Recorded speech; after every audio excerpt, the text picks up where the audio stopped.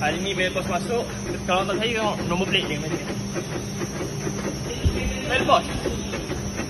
So ini bell boss masuk. Kau dengar bunyi something? Dengar bunyi apa? Dengar. Ni. So kita detect kat sini ada free play. Kita dapat detect memang ada bunyi kat bahagian depan lah. Bahagian depan di absorber link gang.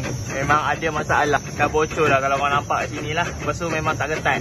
Korang tak percaya bunyi absorber link. Kita dah pakai mic ni. Tengok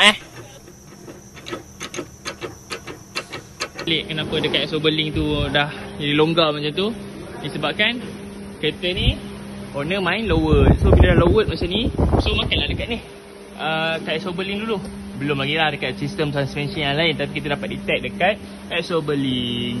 So kita dah kasi tukar baru settle. So mana yang berminat untuk hantar kereta korang untuk cek bunyi atas mesin ajaib ni, mesin jongkit-jongkit, ada mesin goyang-goyang.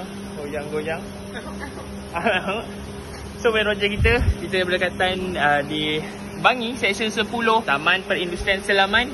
Boleh roger kita kat sini. Nombor kat bio. Jangan lupa like, komen dengan share. Jumpa lagi untuk next video. Bye bye. Assalamualaikum. Pum pam pum.